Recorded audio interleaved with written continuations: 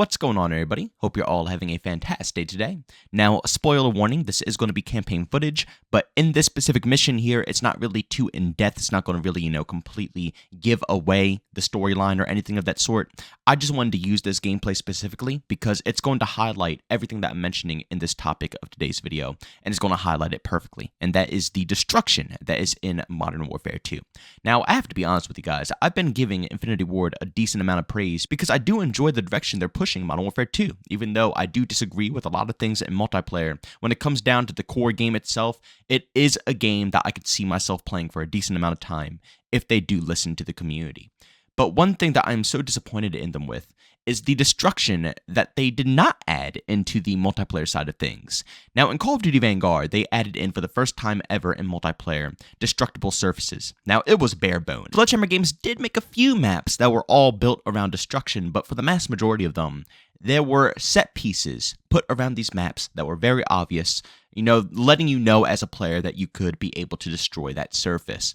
And to be honest with you, these staged destructible surfaces weren't really exactly what I wanted out of Call of Duty, but it was something that I was willing to accept because I wanted them to build on top of that foundation. I thought to myself, why would they go through the trouble of adding all of this stuff in if they're just going to remove it in the future? So my expectations were put pretty high. And then Modern Warfare 2 comes out, and they literally take 5 steps backwards when it comes to the destruction in that game. Now, is it mandatory for destruction to be in Modern Warfare 2 to make it fun? No, not even in the slightest. It was never something that was mandatory in the past for Call of Duty, and it won't be something that is needed current date.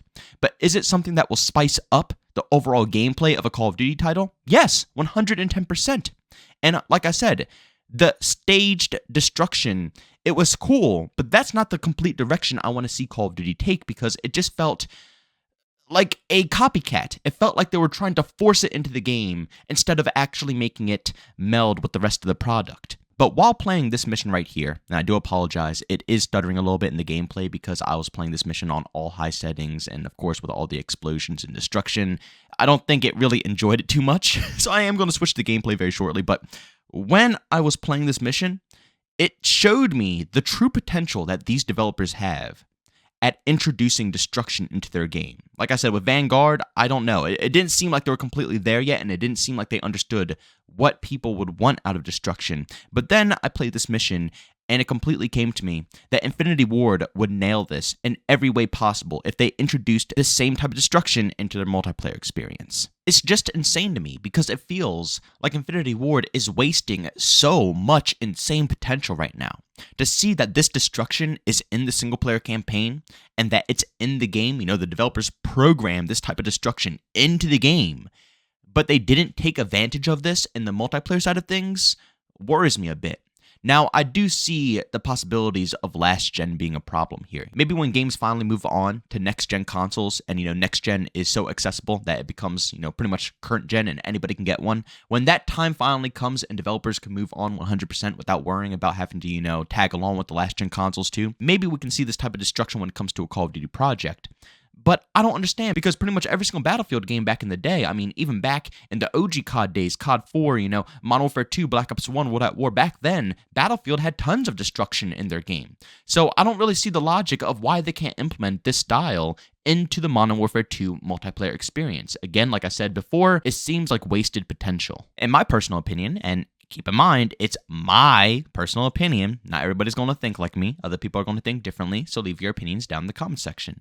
But in my personal opinion, I can't see any way for destruction to negatively impact the Call of Duty experience. Let's be real here. Call of Duty matches aren't even that long. It's not like you're going to be in a typical Battlefield match where you're going to be in for over half an hour, even sometimes 40, 50 minutes, depending on, what type of game mode that you're in or if you're in a custom lobby, depending on the situation that you're playing. You can be in a Battlefield experience for ages. And when the whole terrain gets flattened out, like back in the Bad Company 2 days, playing for, 10, 20, 30 plus minutes with nothing as cover can be kind of tedious. So I understand where, DICE came in. They tried to find a nice balancing point with not completely flattening everything, but still having good destruction in their games. But in Call of Duty, the matches barely even go longer than 5 minutes. And if they do go longer, it's either time limit or maybe you're reaching up to like maybe 12 minutes if you're playing like I believe Hardpoint can reach that, and sometimes Domination if it isn't a timer and they only go based off of score.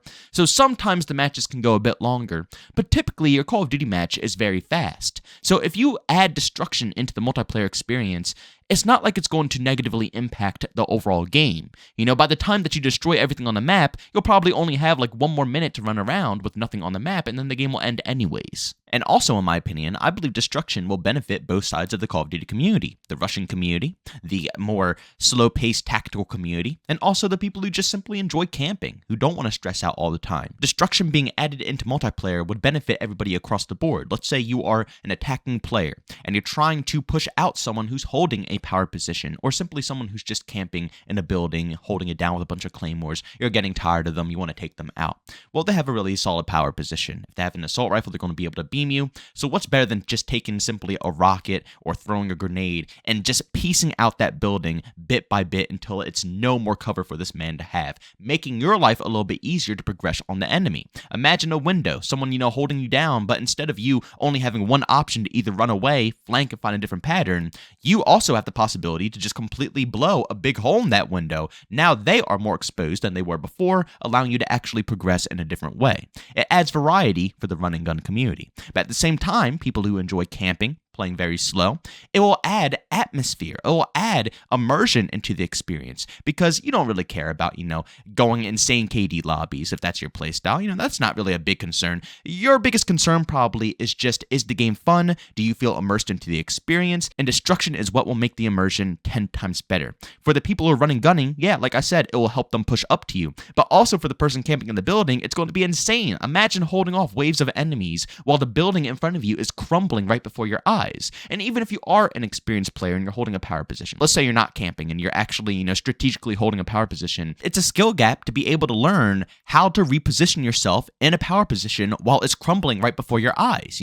A window that was useful before might not be useful now. A doorway that might have been good to hold off enemies with some claymores might not be useful anymore. It's up to you to readapt to the destruction to allow you to stay alive in that situation. It's great. And even for stealthy players, if you want to breach and clear through certain situations, if you're playing Search and Destroy and you got a plant and you want to make a cheeky angle, a cheeky spot to hold off the defuse, like I said, the possibilities are endless when you add destruction into a game. And I still, till this day, think that if Call of Duty adds it into their 6v6 experience, it will only make the game better. And like I said a little while ago, who cares if the whole map gets absolutely destroyed to bits? By the time you reach that point, the lobby is already going to be officially over. And for all the run and gun players as well, you would probably love having destruction. Because if the map is completely flattened out, it's not like Battlefield where it's massive, large-scaled maps, and, if it's no cover, you're going to get sniped 24/7. No, they're small maps. So it's going to be left up to gun skill. People who enjoy running gunning, people who enjoy, using ARs, SMGs, people who talk a lot of crap against campers, and, their main goal is to remove campers out of their spots. Well, guess what? Destruction will allow that for you. If it's nowhere to camp, then guess what? Everybody has to run around or, hold a corner that has no cover, which makes them an easy target. Again, like I said, across the board, I don't see any negatives with destruction. I truly think that this would have been phenomenal to add into the game, and I find this massively missed potential by Infinity Ward to not introduce what they had in the campaign here. The campaign mission blew me completely out of the water. I was not even expecting them to go ahead and do that. So to see what they have in campaign and then see them not bring that in to multiplayer is really depressing. I mean, even imagine Ground War. Ground War maps this time around are amazing because instead of the Ground War maps being made for Warzone first and then introduced into multiplayer, the Ground War maps were made for Ground War first and then moved into Warzone. Outstanding idea. They made sure the multiplayer was focused on first and then they moved it over to Warzone. That's fine with me. So the Ground War maps play amazing.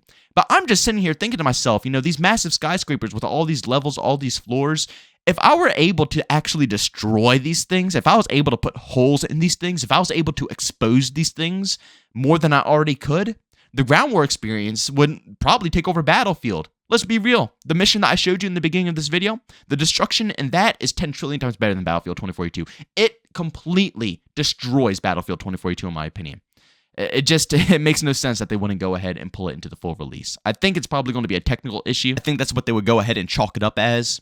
But hopefully, as time moves on, maybe, next Call of Duty game, maybe the next introduction, or maybe, I don't know, next time Infinity Ward is around again, maybe they'll really excel with destruction. It just sucks to see that they stepped in the playground of destruction. They added it in Vanguard, like they were testing the waters with it, and then they just completely backed out of the idea. They didn't even bother trying to expand on that concept. It's just really sad to see. But ladies and gentlemen, thanks so much for checking out this video. If you enjoyed it, make sure to leave a like button. Say hate it, leave a dislike. Also, if you're brand new, enjoy the content, don't forget to subscribe and hit that notification button. Also, on chat me, this do we do so, Twitter and Discord, both linked down in the description. And also want to catch me live streams of video games over on Twitch. Link that's in the description as well. But guys, thanks so much for tuning in. See you on the next one.